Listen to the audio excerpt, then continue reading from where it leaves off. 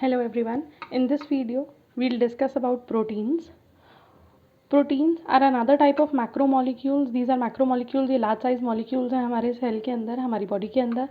These are having high molecular weight. इनका molecular weight बहुत ज़्यादा होता है और ये बने हुए होते हैं मोनोमर से, जिनको बोला जाता है amino acids. So these are made up of amino acids.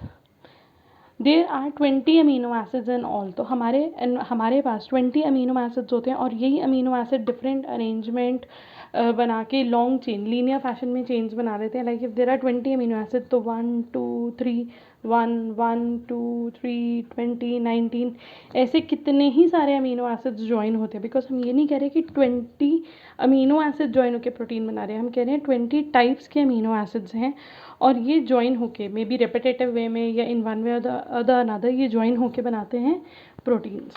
So they are made up of 20 amino acids. Each amino acid has a carboxylic group and an amino group. Amino acids जो होते हैं, amino acids I am writing it as A. Amino acids join in a linear fashion. ये एक linear वे में join होते हैं, एक straight chain की वे में ज्वाइन होते हैं टू फॉर्म पॉलीपेप्टाइड्स. पॉलीपेप्टाइड्स का मतलब है स्मॉल चेन ऑफ प्रोटीन. तो हम कह सकते हैं कुछ अमीनो एसिड्स जब ज्वाइन होंगे, जब वो शॉर्ट चेन्स बनाएंगे तो वो पॉलीपेप्टाइड होंगे, और जब वो पॉलीपेप्टाइड्स फर्दर ज्वाइन होंगे या large chain of amino acids बनेंगे तो वो बनेंगे प्रोटीन. अमीनो एसिड्स का बहुत इंपॉर्टेंट रोल होता है प्रोटीन सिंथेसिस में. ऑब्वियसली ये प्रोटीन बना रहे हैं. इसके अलावा इसका इंपॉर्टेंट रोल होता है हमारे मेटाबॉलिज्म में, बिकॉज हमारी बॉडी में बहुत सारे हॉर्मोन्स या एंजाइम्स या ऐसी बहुत सारी चीज़ें हैं जो बनी हुई हैं. They are protein in nature, that means they are made up of amino acids. अगर हम बात करें amino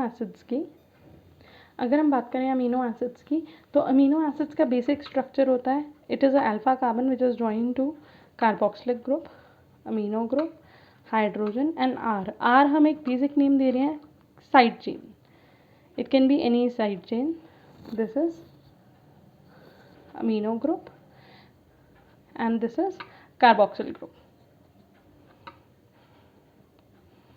At certain amino acids अलग अलग property शो करते हैं. At certain pH they behave as acid, ये acidic behavior शो करते हैं. Certain pH they behave as bases, ये basic behavior शो करते हैं.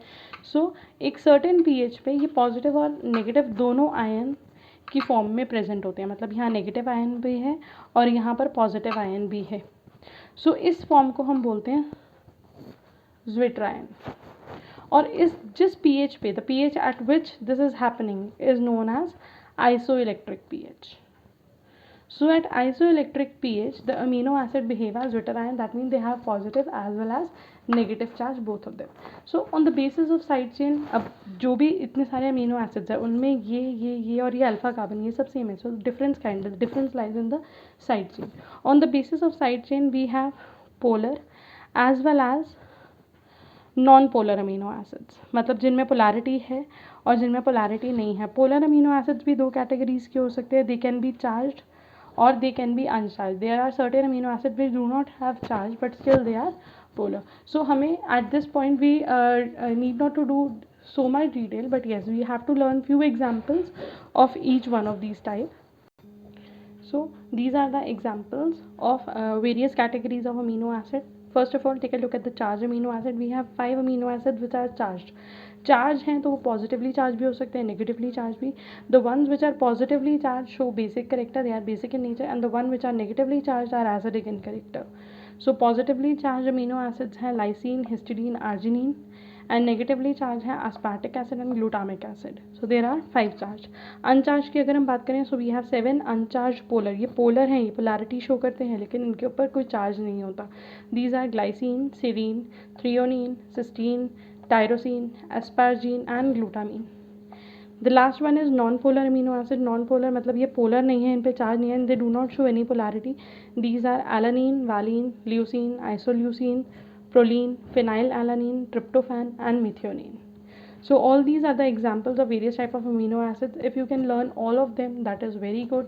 अगर आप बायोकेमिस्ट्री कर रहे हो या और कोई केमिस्ट्री रिलेटेड सब्जेक्ट कर रहे हो तो होपफुली आपको ये याद करने ही पड़ेंगे, यहाँ पे नहीं तो वहाँ पे. But if you are not doing any biochemistry वाला पार्ट तो येस यू कैन स्किप, या अगर आप सारे नहीं याद कर सकते तो एटलीस्ट कुछ याद कर लो. Hope you will find this video useful. Thank you so much.